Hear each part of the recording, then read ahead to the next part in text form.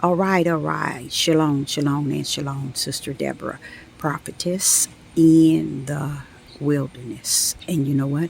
That's all right with me. Coming again on this platform with another message. And I will say this is a lovely early morning in which the Most High God has made. And I, Sister Deborah, shall and I will rest therein.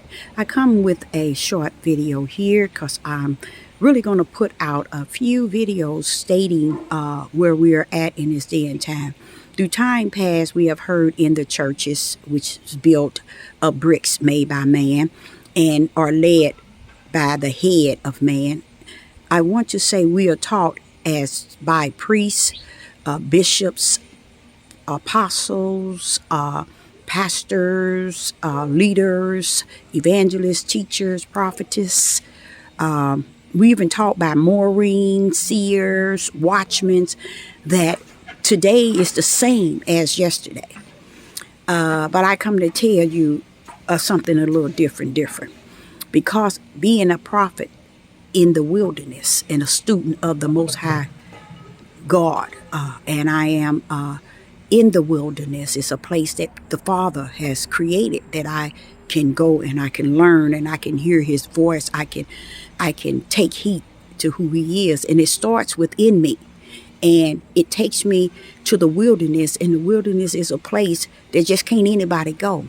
I can't just go, not in my flesh. It's a place of a spirit realm in which He teaches an individual, and for what He has led me to come to the understanding in the spiritual realm 2 years ago when they brought out the biochemical. He also explained to me that in the wilderness, He explained to me it's finished. So 2 years ago, I've been fully aware that it's finished.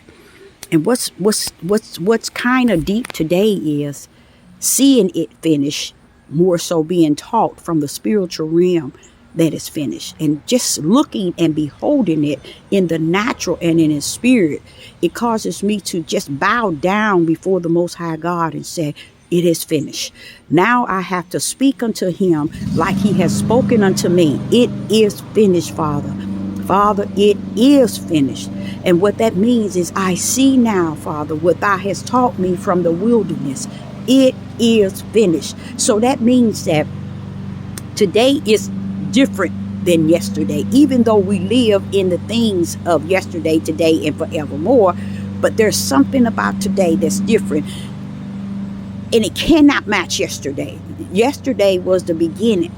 Today is the end day. You see? So we know that the end day, even though it's finished, it only gave us light and understanding that before it even started, it was finished. See, so that means that we just category everything the same yesterday, today, and forevermore, because heavens had started it and ended in heaven, not on earth. It was already founded in Him to be the end as it is the beginning, to be the beginning as it is the end. So where I'm coming from is so deep in the wilderness of understanding that it is finished. It's over. So the way that we live and we take on living is a way that we ourselves have created within our mind frame, without a creator, without the Most High God. See, God is wanting us to balance these things out, but He wanted us to balance it out in Him. That's why He says, seek ye the kingdom first, because in Him, He will balance this thing out where you can fully understand exactly what's taking place. And what people don't want, they don't want Him to teach them anything regarding what's taking place today. Because they want to live on yesterday and take today as if it's bringing light and bringing things into a fullness of perfect or good or the better. And that's not so. That's just living a lie from the pit of hell. So I just come to you today to just let you all know it's finished. I know I haven't said that on this platform. I might have spoke it once, but I'm here to just tell you it's finished. It's over. It was over before it started because heaven had the beginning and the end already locked in. And when I say that it's finished, it's because I am a servant of the Most High God, and he sends only his servant, not your servants, not the servants you have sat up under and believed to be the servants. See, a lot of us don't understand we're up under the power and the words and the control and the manipulation and the deception of those who say that they are head. There's no head outside of Hamashiach, and that is Christ. There's no head over none of us outside of Christ. So if we found our head to be those that rule and lead and guide us, we have been deceived. Straight in the broad gate. We nowhere near the narrow gate. We're walking straight into the broad gate with a smile on our face, with the assurance that we in there, but don't even understand. You're nowhere near it. You're nowhere near it. He speaks of the narrow gate as being something that you have to find. And he even speak of it as it being a place where very few shall find their end. And he has drilled that in me so deep. I'm like, okay, Father, the narrow gate is so narrow. It's very few going to find it. Because it's to assure me that when people come to me and they start to communicate with me, that know that the gate is going to be narrow no matter what I say to them, no matter what they say to me. That gate going to always be narrow, and very few shall find their end, because heaven had wrote it in and wrote it out to be so. Now, the broad gate, you're going to see very many going straight in. And the reason why I have come to realize that the gate is narrow, because the Father had a chosen people that he had chosen, which is Israel. And what Israel did is the true Israel has not entered in the narrow gate. They have found their way strictly through the broad gate and have gotten content with the broad gate. And Israel really don't know that they are Israel. They thinking that they are just people who don't know where they come from. So they just assume, oh, we from Africa because over there, those people look like us. No, baby.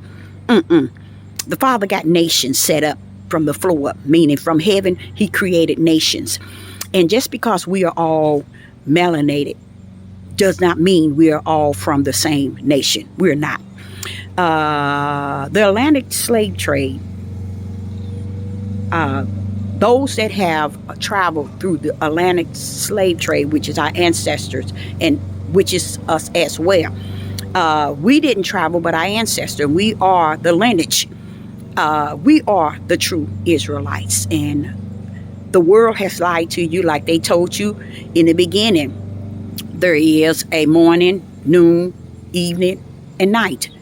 They tell you to worship the Most High on the Sunday. That's the sun god. See, you all are worshiping a sun god when you serve on Sunday, because that's not the 7th day. Count on your Bible from the first day in creation to the 7th day when he rests. You'll find yourself running out of into Sunday and coming out on Saturday, because you'll also find out that the evening comes first before the morning. Why? Because when he glided upon the deep, it was already night. It was already darkness, and he created light. So darkness comes before light, just as Negroes of melanated comes before white people. See, y'all don't understand. Y'all really don't understand how white came out of black. You see, not black came out of white. See, a lot of us don't understand the standards of the power of the Spirit of God and what he stands for. And just because they taught you what they taught you in the United States of America does not mean that they taught you truth. Their whole ideal is a lie. And it's a sad day for me to even bring this forth, but it's a happy day. It's a glad day. It's a day of a blessing to know that the Father has planned in Revelation 18 that America is coming down. As a young girl, as a very young girl, I never saw America in the biblical. So I always knew, and I always said, even before my third son was born, I always said to my husband that, wait a minute, United Snakes got to be bumped. See, I never knew that, but I knew it. You see, that shows you can know something in your spirit. It might not know it and grip it and embrace it in your flesh, but you know it in your spirit. Well, that's who I come here as, a servant of the Most High God. It's not what one see me on the outside or what one think that I am on the outside. A lot of people didn't understand this, and this is very high level of power. When you don't know a person from the inside, then you really don't know them from the outside. And that's a dangerous, very dangerous thing for me to say, but it is what you call 100, because you're looking on the outer appearance of an individual and what one is saying about an outer appearance. And the reason why one would categorize the outer man is because they don't know the inner man. And when you are afraid for that which stand before you, because they stand with you in a different spirit, you don't know how to describe the spirit by the spirit, nor do you know about the spirit. So what do? You begin to just categorize the spirit to be what you want it to be, not the spirit, the flesh, to be what you want it to be and what you said it is from the outside, not knowing, wait a minute, who is this person on the inside? The Bible speaks many a times about trying the spirit by the spirit. He never said try the flesh by the flesh, because the flesh does not tell you who a person really is. It's who their spirit man is. And on the outside, you can judge a person by what everyone else says or what you think. But the truth of the matter is, you need to learn that is out of order. That is not the will of the Father. That's not the order of the Father, nor the will of Him, that He want us to see people. But that's why He gave us a key. He say, try the spirit by the spirit. And I thank Him for that gift, because I've used that throughout my whole life. I've used that, and I have embraced that, and I believed in it all these years. Who I was is still who I am. It's just that I know who I am in Him, and I can be who I am in anybody else's, but I know who I am in Him. And that's the saddest part in life. It's not life in living. It's because you have to run this race in living with the life, the breath of life He has given us, to really just live the way He has given you life to live. And not so much as what everyone else say, think, and feel. And it's okay. It's okay for that. But I just come to tell you it's over. It's finished. It's done with you guys. It's no more coming to correct anything. He's not coming to beg you to get on the right track. He's not coming to minister to you righteousness. No, He's not coming. He's not, because righteousness always exists from the beginning. So where you been? Righteousness been here from the beginning. Where you been? The light been here from the beginning. Where have you been? Just been here from the beginning. Where have you been? You see, it's not that something is new today. It's just you've been lost all these days, all these years.